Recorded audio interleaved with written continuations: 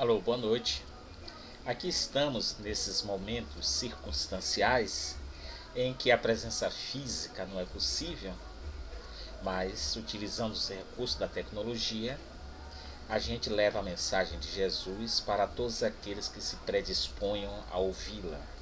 E para isso mesmo estamos aqui no Centro Espírita Jesus é o Caminho, abordando o tema A Bênção do Trabalho. Ajuda-te que o céu te ajudará. Eu poderia utilizar logo de início a frase de Jesus quando ele se refere ao Pai. E ele diz que o Pai continua trabalhando. Até hoje trabalha. E ele também trabalha. Mostrando que tudo na natureza, do micro ao macrocosmo, é atividade, é dinâmica. Nada fica parado na ociosidade. Tudo tem uma funcionalidade e essa funcionalidade ela se manifesta na própria lei do progresso, na própria evolução, já que a todo instante tudo se transforma. A nossa própria vida, existência material, é um processo contínuo de trabalho. Às vezes o nosso corpo está em repouso, o repouso aparente, mas seus órgãos internos, coração, pulmão, fígado, rins, continuam trabalhando. O sangue continua circulando e para que esse sangue circule, é preciso todo o mecanismo de trabalho que permita com que as células sejam oxigenadas, reabasteçam o pulmão, o coração, há o bombeamento para o cérebro, para as demais partes do corpo, quando externamente o nosso corpo aparentemente está em repouso, estamos dormindo muitas vezes. Então a gente observa que mesmo aquilo que a gente pensa aparentemente que está em repouso, existe uma certa dinâmica, uma atividade que se manifesta das mais diferentes formas. E o trabalho, como a gente entende o trabalho, é uma benção. É uma benção porque graças ao trabalho, não só do ponto de vista físico, a gente movimenta a musculatura, o oxigênio, o organismo com essas atividades, também oxigena o pensamento, os sentimentos, pelo processo de transformação, de dinamismo que nos move no dia a dia. Mas como é que aprendemos a encarar o trabalho? A gente encara o trabalho muitas vezes só do ponto de vista material, aquela coisa mais braçal, mecânica, e que para muitas vezes se torna algo indesejável. A gente costuma valorizar sempre o domingo e maldizer a segunda-feira. Então às vezes a gente passa a semana toda anelando a chegada do domingo, e quando chega no domingo, a gente, o que seria teoricamente um período de repouso, justamente do trabalho que a gente realiza durante a semana, a gente exerce um outro tipo de atividade, as festas, os encontros, os bate-papos aí da praia, tudo é uma atividade. E a gente costuma amaldiçoar a segunda-feira. Mas levemos em conta se não houvesse a segunda-feira fosse uma extensão do domingo. Aliás, muitos querem que a segunda-feira seja uma extensão do domingo. Nós faríamos isso com a terça-feira. Porque, para nós, dentro da nossa concepção imediatista, o trabalho é um fardo, é um peso. Agora imagine, como é que nós vivenciaríamos a segunda-feira? Bem, eu quero ter o descanso, então eu quero ter o final de semana para ir ao shopping, para ir ao cinema, para abastecer meu carro no posto de gasolina. Mas para eu abastecer meu carro no posto de gasolina, eu preciso de bombeiros que ali estejam trabalhando. Para que eu vá ao cinema no shopping, eu preciso de pessoas que me atendam no shopping, no cinema, que estarão trabalhando. Para eu ir à praia, eu vou procurar um vendedor de picolé, eu vou procurar uma vendedora de acarajé, ou eu vou sair da praia, vou para um restaurante, onde vão estar pessoas trabalhando. Então a gente observa que o trabalho não para. A vida em si, ela não para. Porque ela é um constante dinamismo. E como ela não para, ela vai seguindo seu rumo normal E vai, dentro de cada atividade, ela vai se aperfeiçoando continuamente. Então a gente observa as relações de trabalho, como eram essas relações de trabalho décadas atrás, séculos atrás, como eram nos primórdios da própria civilização a relação de trabalho e como é hoje, como eles vão se aperfeiçoando para que para mostrar que o trabalho é uma constante. Agora, existe o ângulo com que você olha essa atividade, que ela pode se tornar prazerosa, e aí ela, se nós analisarmos como é que ela se torna prazerosa, quando a gente analisa os resultados das nossas atividades. Quando a gente realiza um trabalho dignificante, que proporciona o bem-estar não só para a gente, mas para outras pessoas, esse trabalho se torna um prazer. O trabalho voluntário são milhares de pessoas. O trabalho dos cientistas, dos abnegados cientistas, dos pesquisadores, são trabalhos que para eles se tornam prazer. Hoje, coincidentemente, eu estava lendo uma pequena biografia de Albert Einstein. Salvo engano, ele desencarnou em 1955 e nasceu em 1876. Depois ele se naturalizou nos Estados Unidos e ele é considerado o divisor da física, né? A teoria da relatividade é de sua autoria. E a física se divide antes e depois de Einstein. Mas Einstein tinha uma coisa. Primeiro, ele dizia que ele não era um escravo do trabalho, porque ele pesquisava e era um pesquisador, cientista, porque ele era apaixonado pelo que ele fazia. Então às vezes ele fazia de tal forma, com tanta ênfase, e aí conta a parte de sua biografia, que às vezes ele até esquecia de almoçar. Obviamente guardando-se determinados excessos, mas ele, ao mesmo tempo que ele tinha toda essa dedicação para a pesquisa, ele tinha dedicação para os filhos. Ele costumava, quando ele estava em casa, e ele era uma pessoa simples, para você ter ideia, quando ele estava nos Estados Unidos, ele foi convidado para participar de um dos escritórios mais avançados da época justamente no período que antecedeu a Segunda Guerra, ou melhor, no período que durante o período da Segunda Guerra Mundial, antes, durante e depois, ele foi convidado a participar de um dos escritórios, um departamento dos mais avançados em termos de pesquisa nos Estados Unidos, e perguntaram a ele o que é que ele precisava. E ele disse que ele só precisava de uma sala, uma mesa, uma escrivania, cadeira, obviamente, papel e lápis. Porque naquela época não existiam os computadores, os grandes computadores, mas o computador em si era a sua cabeça. Mas a sua cabeça não era somente para cálculos, era também para criar uma série de coisas. E aí, como eu estava dizendo, ele fazia o trabalho com dedicação, com amor, porque aquilo oxigenava a vida dele.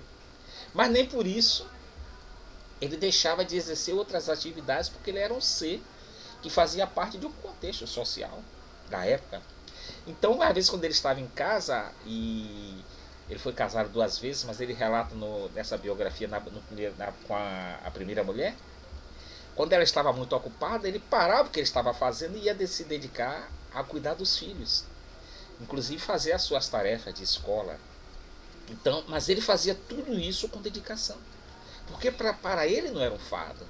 E ele disse que ele trabalhou até os seus últimos dias em vida, e só foi interrompido porque houve um rompimento de um aneurisma e ele foi levado para o hospital e lá desencarnou. Mas ele dizia que o trabalho era o oxigênio da vida dele, era o que o mantia vivo. Não o trabalho escravo, mas o trabalho prazeroso pelos resultados que obtinha e que oferecia, mas principalmente os bons resultados que iam para ele, porque ele se sentia satisfeito naquilo que ele fazia. A gente observa, por exemplo, quando Jesus disse: meu pai até hoje trabalha, se referindo ao dinamismo do universo. E quando a gente traz isso para a física, desde Galileu, lá na Idade Média, até os dias atuais, a gente vê que esse trabalho do universo continua. Para se ter uma ideia, se imaginava que o universo há alguns anos, talvez até algumas décadas, que o universo teria em torno de 13 bilhões de anos-luz. você ter ideia, um ano-luz equivale a quase 9 milhões de quilômetros. Pra você ter ideia da extensão do universo. Pois se imaginava que a fronteira do universo, o limite do universo, teria em torno de 13 bilhões de anos-luz. E aí foram depois pesquisando, graças a estudos da física e a potentes projeções através de imagens dos telescópios. Hoje nós temos o telescópio Hubble, que esses 13 milhões foram se expandindo continuamente. E hoje já se imagina que o universo tem em torno de 19 bilhões de anos-luz. E continua havendo a expansão. Ou seja, o universo continua em movimento, continua sendo criado. Deus continua trabalhando. E Jesus mostrou que ele disse, não, eu também continuo, eu também estou trabalhando. Porque a vida de Jesus foi um trabalho permanente. Não só o trabalho físico, quando ele começou pequeno ajudando o pai na carpintaria, era o trabalho do imediatismo, da materialidade, da vida em si, mas era o trabalho contínuo. Mais adiante, os historiadores e os evangelhos relatam bem isso, o trabalho de trazer para nós, espíritos aqui encarnados, as possibilidades do progresso moral e espiritual. Então o ministério de Jesus foi o tempo todo de trabalho, de divulgação, de exemplificação de vivência, mostrando-nos, graças a esse trabalho que ele nos permitiu, inclusive compartilhar com ele, mostrando as possibilidades que nós teríamos pela frente no momento que desenvolvêssemos a nossa potencialidade. Desde quando ele procurou, naquela manhã ensolarada, quando ele disse que ele estava atrás de colaboradores para fundar o reino dos céus aqui na terra, ele estava atrás de trabalhadores, pessoas que se predispunham a trabalhar com ele. E essas pessoas que começaram a trabalhar com ele, começaram a obter o resultado do seu trabalho, não pela recompensa exterior, mas principalmente pela autossatisfação do trabalho. E aqueles primeiros apóstolos, depois outros e até hoje milhares que seguem o Cristo, ou que têm por base os seus princípios ensinados a todos, desde lá há mais de 2000 anos, vão se renovando a todo instante. O nosso proceder, a nossa conduta diária dentro da sociedade, é um constante trabalho de aperfeiçoamento. Nós saímos de vários exemplos da animalidade, desde o canibalismo, desde as guerras fratricidas, até a escravatura, até a intolerância, até as modificações, o surgimento de leis e a vivência dessas leis, e até hoje, a gente vai num permanente aperfeiçoamento das nossas relações, como resultado do nosso trabalho de aperfeiçoamento moral e espiritual. Então a gente não para, a gente não fica estagnado, atingindo um determinado ponto, fica naquela situação contemplativa, não, eu cumpri minha tarefa e agora eu vou descansar.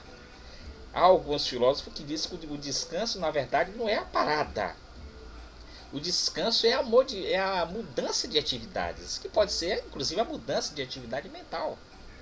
Esse é o verdadeiro descanso, porque aquela outra atividade, ela chega um momento que ela causa uma certa exaustão e aí você modifica para uma outra atividade. O que é que fazem os voluntários? Eles têm a sua profissão, têm suas atividades normais, mas eles encontram tempo para justamente se reoxigenar. Eles encontram tempo e exercem uma atividade voluntária, uma outra atividade que lhes dão ânimo, satisfação e que reoxigena, reenergiza suas atividades para continuar o seu dia a dia.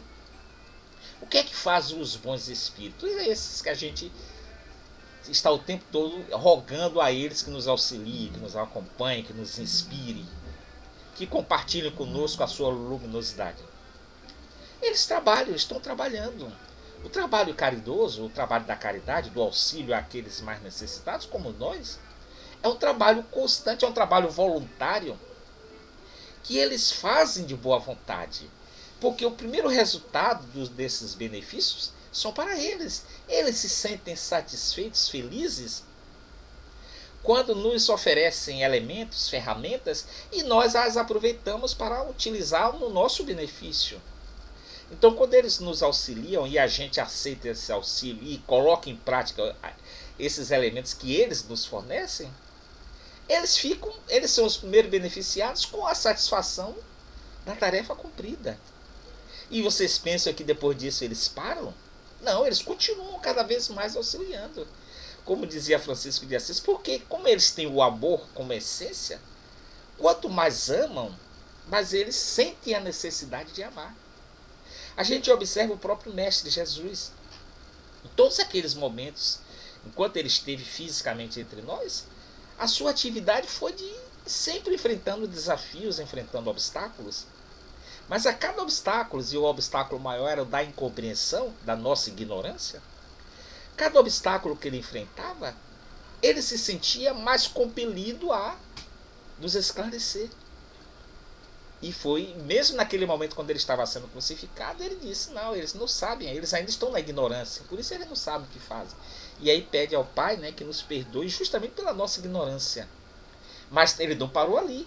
Ele retorna e chega, reúne o seu colegiado de apóstolos e diz, agora fisicamente eu não estarei com vocês, mas eu estarei permanentemente com vocês em espírito, e vocês levarão minhas mensagens, ou seja, meu trabalho, e aí já seria o trabalho mais do ponto de vista moral e espiritual, a todos os cantos do mundo, para que todos tenham acesso a os benefícios que eles podem proporcionar. É o que a gente busca, o reino dos céus. Então, a gente percebe que Jesus não parou naquele instante da crucificação e nem quando ele retorna pós-crucificação. Ele continua a trabalhar. E ele diz, mas ao longo da sua trajetória, nossa trajetória, ele estaria sempre conosco. Ele diz bem claro, eu sou o pastor, vocês são as ovelhas, e nenhuma das ovelhas, ou seja, nenhum de nós iria se perder, porque ele estaria ali pronto para apacentá-las, ou seja, para cuidar delas. Ou seja, estaria sempre de prontidão e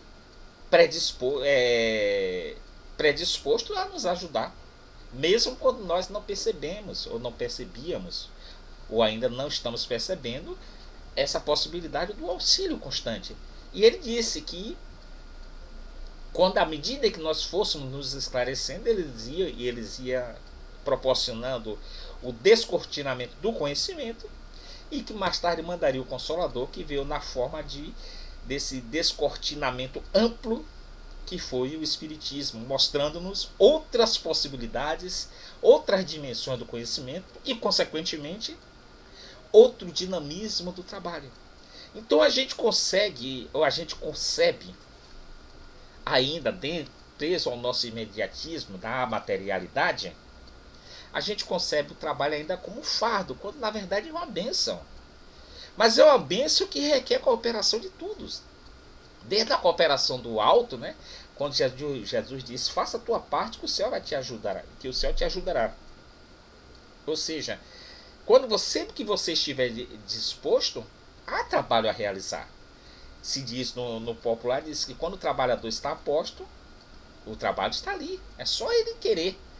E Jesus fala isso em vários episódios. Um deles ele fala nos trabalhadores da última hora, né?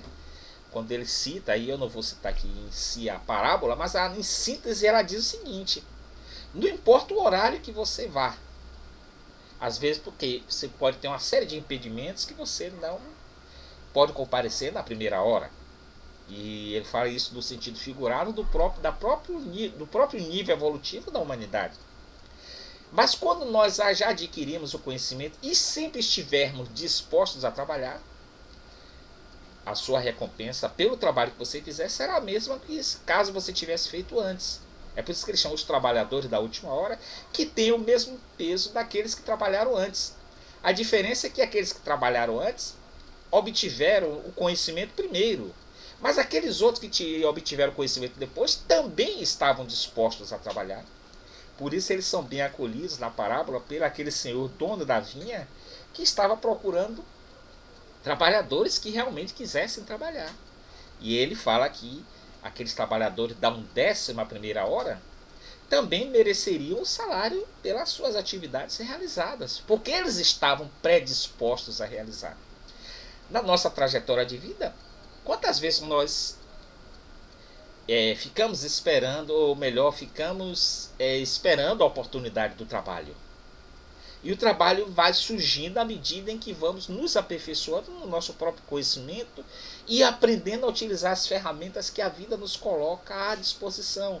O conhecimento, a cooperação, a sublimação dos nossos sentimentos, ou seja, o aperfeiçoamento físico, moral, espiritual, que vai nos proporcionando condições cada vez mais de exercer o trabalho.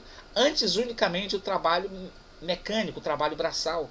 Hoje continua o trabalho mecânico braçal, mas já dentro de uma nova característica. E o trabalho não só mais intelectual, mas o trabalho moral e espiritual. Ou seja, de todas as formas, a vida é um constante dinamismo, é uma constante atividade que se manifesta em todos os mecanismos que ela nos oferece. Porque o trabalho, antes de tudo, é evolução.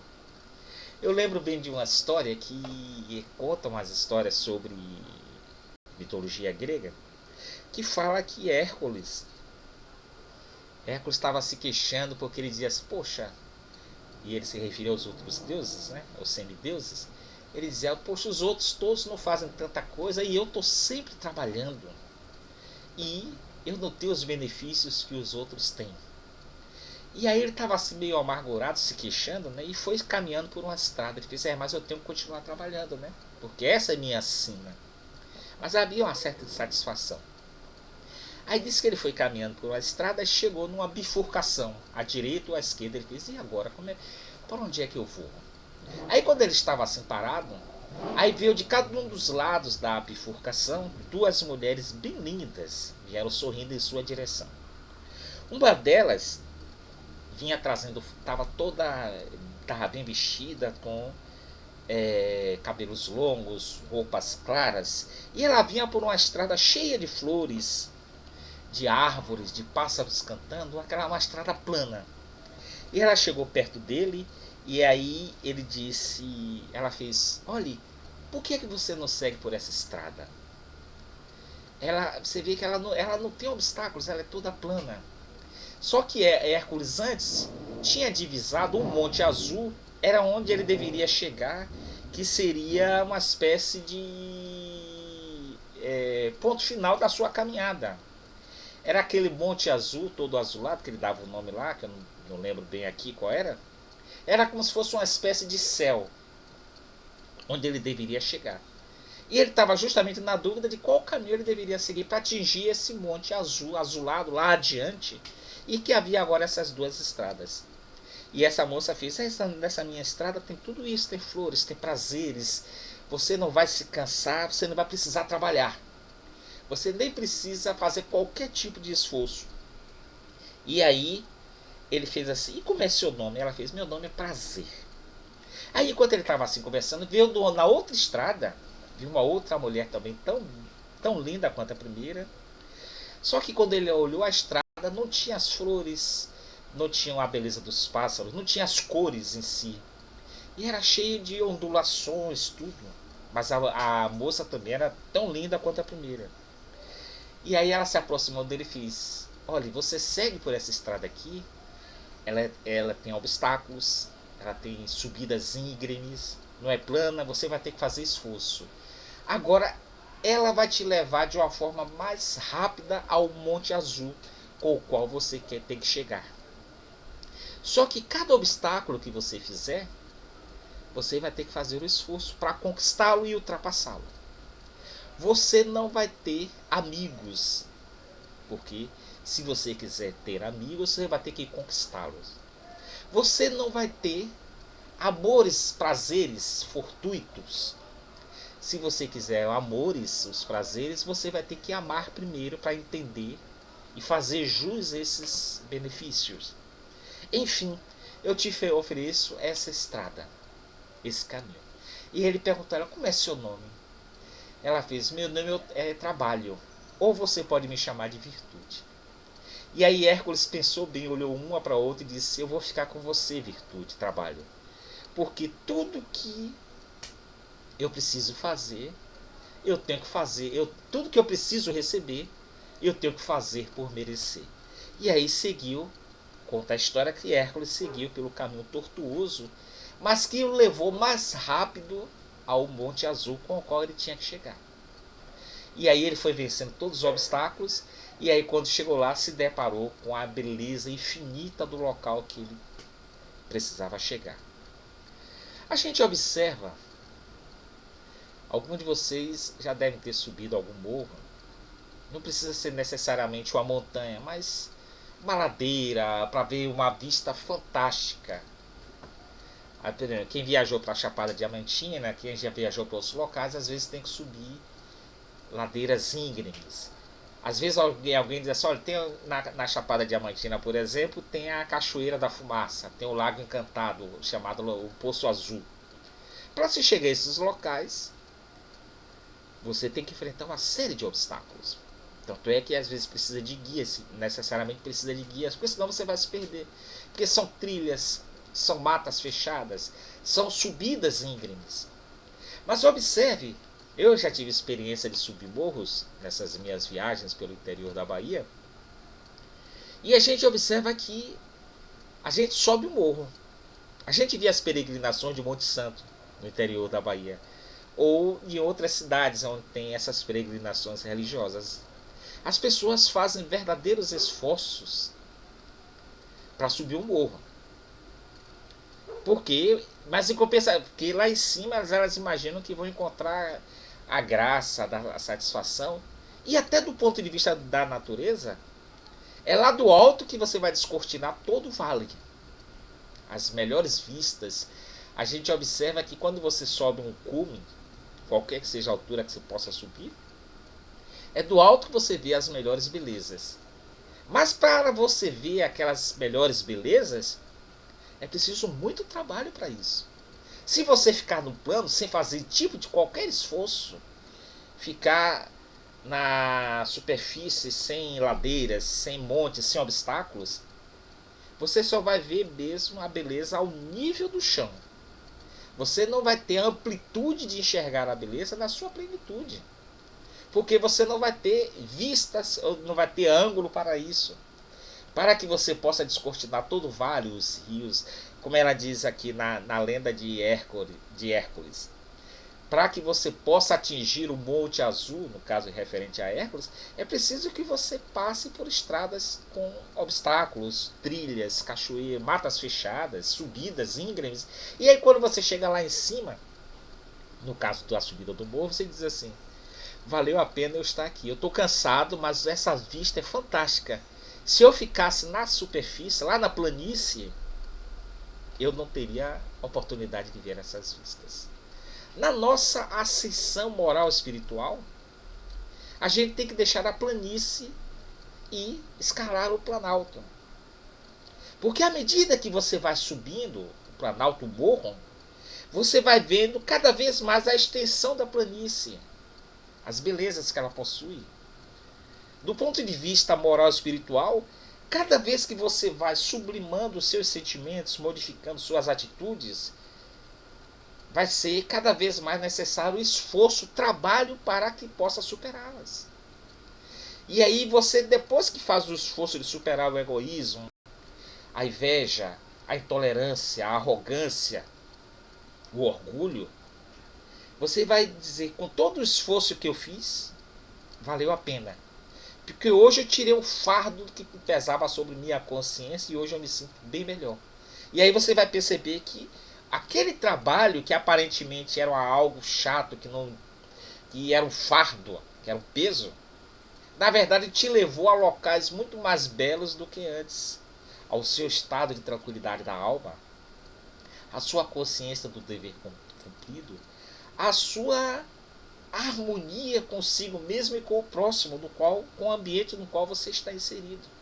E aí a gente observa que as melhores vistas, as mais belas visões, ou melhor, o melhor estado da alma, ele só é conquistado através do trabalho, através do esforço que cada um realiza. E aí a gente observa que quando você vai cada degrau que você vai conquistando, e aí é o processo evolutivo, cada degrau que você vai nessa ascensão, nessa subida, você vai descortinando a trajetória que você vem realizando. O que você deixou para trás e o que você vai descortinando à sua frente. Cada vez que você sobe, você vai ampliando a sua visão e vai tendo a noção da beleza que está por ser conquistada, que é, do ponto de vista moral e espiritual, é o nosso equilíbrio, a nossa harmonia, a nossa consciência tranquila de ter feito o que poderia ser feito dentro das nossas possibilidades. E a gente observa que não existe progresso sem o suor de quem trabalha. Aí como a gente diz assim, o milagre não é algo que existe, que a gente estenda as mãos e a coisa vai cair pronta em nossas mãos. Ele precisa ser construído. E para você construir qualquer coisa, você precisa de esforço, você precisa de trabalho. O trabalho de renovação. O trabalho que vai lhe dando sentido à vida. A gente começa a construir uma pequena casa.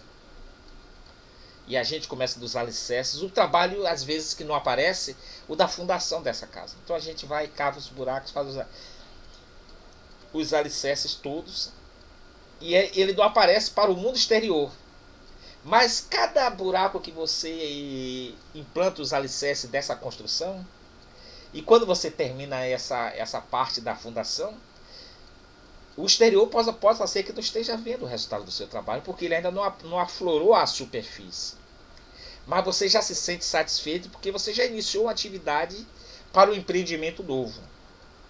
À medida em que ele vai subindo, que as paredes vão subindo, você vai tendo mais motivação para concluir um cômodo da casa, uma sala, um quarto, banheiro, tudo. Depois que você constrói a casa, a estrutura da casa toda, e aí você diz assim, poxa, eu construí a minha casa. E aí você percebe que o trabalho não para ali. Porque você diz, bem, agora eu vou ter que pintá-la, vou ter que criar, ou melhor, dar-lhes condição para que eu possa habitá-la de uma forma mais confortável possível. Mesmo depois que você se instala na casa com todas as comunidades possíveis, você passa a exercer o outro trabalho, que é o de cuidá-la. É o de proporcionar que tudo aquilo que você fez não se desfaça. E aí, periodicamente, você faz uma reforma, você dá uma pintura nova, você coloca plantas, você coloca quadros nas paredes, e sim você vai dando funcionalidade àquilo que você faz. Você observa, isso eu estou falando de uma comparação do ponto de vista material, a gente observa que há sempre uma motivação para aquilo que você realiza. E essa motivação ela não acaba. Às vezes a gente está em casa, numa determinada. Somente agora nesse período do coronavírus, em que muitos redescobriram as suas casas, o convívio, às vezes não tão harmonioso, mas é sempre uma oportunidade de um aprendizado. Então, às vezes a gente está em casa e ainda fazendo esse comparativo, e a gente diz, poxa, eu vou modificar isso aqui porque eu não estou gostando. E aí a gente vai tirar um móvel do lugar.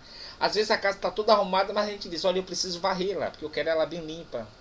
E a gente vai sempre encontrando alguma tarefa que a gente possa realizar. Porque a gente não se contenta em ficar na ociosidade. A gente não se contenta, não faz parte da nossa própria natureza, moral, espiritual, física e espiritual, a inatividade. A gente está sempre buscando alguma coisa para fazer. Porque a inatividade, a ociosidade, ela atrofia. Atrofia do ponto de vista físico, né? Mas atrofia também porque a gente não desenvolve as nossas potencialidades moral e espiritual. Ou seja, a gente não avança. A gente fica ali naquela estagnação e aquela estagnação cansa. Porque o nosso corpo, a nossa mente, o nosso sentimento, ele é um constante dinamismo. A gente observa, por exemplo, como é que seria de uma criança. Quando ela nasce, depois que ela nasce, ela está no berço. E ela não se contenta mais com aquele espaço do berço. Ela quer ir um pouco mais adiante. E aí o que é que ela faz? Ela começa a se virar no berço. Porque ela quer. E aí cada virada que ela dá no berço é um esforço que ela faz dos músculos, tudo. Mas já pela vontade que começa a se manifestar. Depois, quando ela começa a engatinhar, Ela não se contenta só em ficar ali naquele espaço da sala ou do quarto. Aí ela começa a querer ir um pouquinho mais adiante. E aí os pais têm que estar sempre atentos, porque senão a criança, ela ganhou a porta da rua, ela vai embora, porque ela não tem, ela quer expandir o seu território. Ela quer conhecer o mundo. E aí ela começa a levantar. Ela começa a levantar e tem quedas. E aí faz o esforço de novo, levanta. E aí quando ela começa a levantar, ela já não quer mais ficar dentro de casa. Aí ela vai para o jardim, se deixar ela vai para a rua. Por quê? Porque cada esforço que ela faz, cada obstáculo que ela supera através do trabalho, nesse caso o trabalho da vontade de querer expandir o seu horizonte, mas também do exercício da musculatura, do físico em si, ela vai descobrindo novas possibilidades, com novas potencialidades. Então ela vai até ganhar a resistência suficiente para andar sozinha sem precisar de auxílio de pessoas que a segurem do ponto de vista físico. Do ponto de vista moral é o mesmo processo. À medida em que ela vai se descobrindo e a partir das suas necessidades, ela vai também querendo expandir esse conhecimento e buscando mecanismos para que atenda às suas necessidades.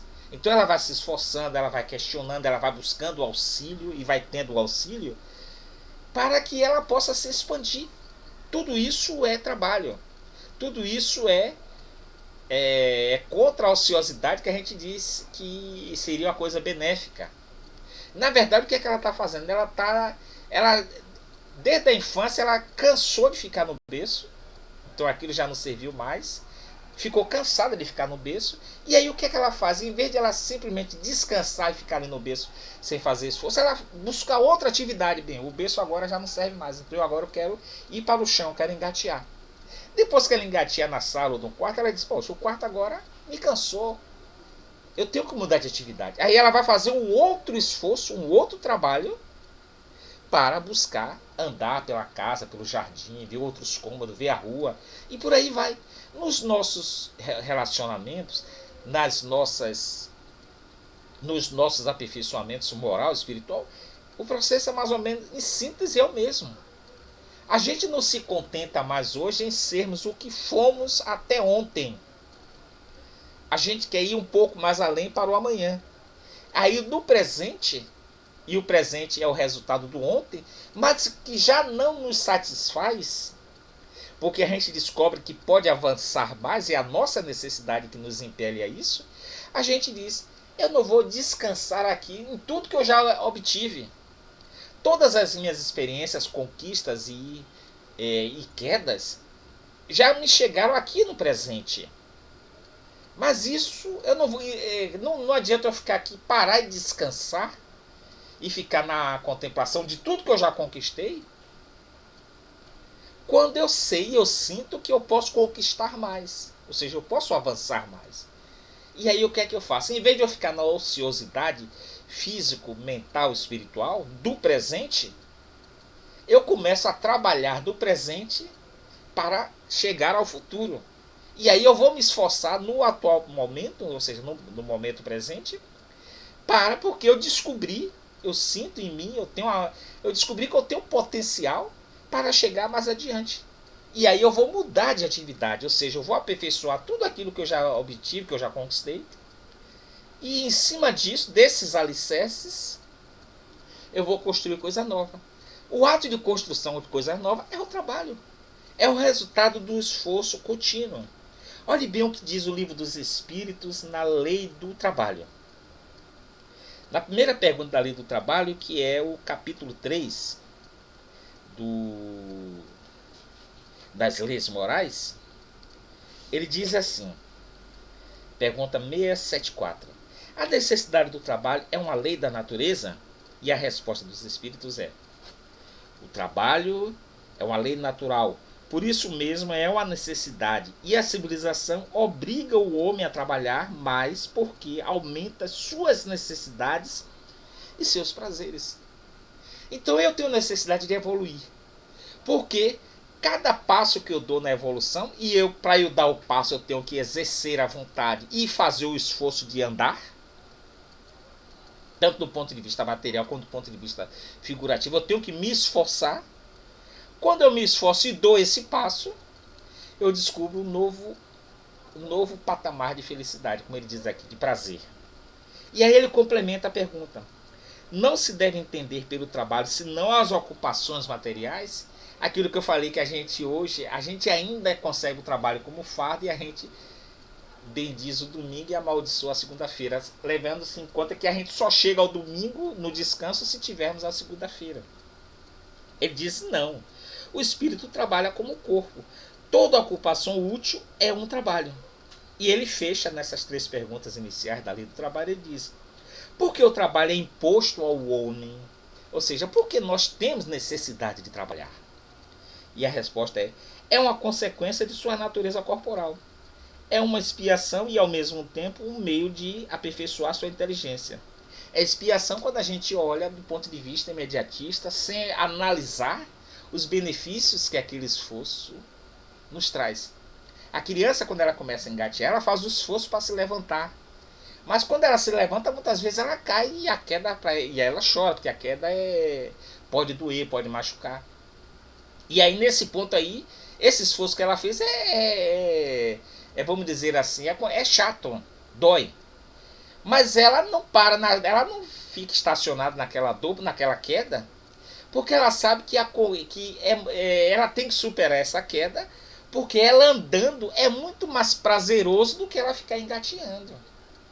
Então ele diz, o trabalho, nesse ponto, o trabalho seria, do ponto de vista figurativo, uma expiação. Mas ele se torna uma bênção quando você vê que do seu esforço as suas conquistas serão muito maiores do que possíveis obstáculos, ou melhor, possíveis quedas que viam ocorrer na sua trajetória. Ele diz que é um meio de aperfeiçoar a nossa inteligência. Sem o trabalho, o homem permaneceria na infância da inteligência. Por isso ele não deve ser seu sustento, sua segurança e seu bem-estar, senão é o seu trabalho e a sua atividade. Aquele que é muito fraco do corpo, Deus deu a inteligência para suprir, mas é sempre um trabalho. Quer dizer, existem várias formas de você trabalhar. Nós, no nosso imediatismo, a gente imagina o trabalho sempre algo físico, algo corporal. Quando existem várias outras formas de você exercer esse trabalho, e cada uma delas traz um resultado específico. Mas é sempre um resultado que nos permite caminhar do ponto de vista da evolução. Porque tudo que a gente vê no universo, tudo que a gente vivencia e que se integra no universo, é resultado do trabalho. Não é resultado da ociosidade. A gente vê que todo o processo de transformação do químico ao mineral, até a nossa transformação moral e espiritual, ela requer esforço. Não é algo gratuito que está ali, que simplesmente caia do céu, vamos dizer assim, em suas mãos, que você simplesmente vai usufruir. Para que você possa usufruir dos benefícios, você tem que conquistar. Para você conquistar, você tem que se esforçar, você tem que trabalhar. Para que depois, quando você conquista, você diz assim: esse é o resultado do meu esforço. E aí, como ele diz assim, aí vem o prazer, vem a felicidade de você poder dizer assim: isso teve uma participação minha também, do meu esforço. Não foi à toa que Jesus, quando ele chegou em Jerusalém, aí eu volto àquela passagem que é descrita por Amélia Rodrigues no livro, salvo engano, Primícias do Reino.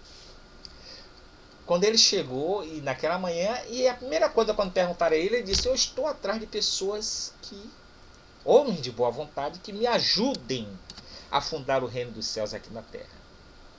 Quando essa palavra que me ajudem, ou seja, ele estava nos convidando a compartilhar não só a responsabilidade do trabalho de edificação do reino dos céus, mas também a compartilhar com os prazeres que essa construção iria nos proporcionar, chamando-nos à responsabilidade do trabalho e, consequentemente, chamando-nos também aos prazeres da conquista do trabalho, das realizações.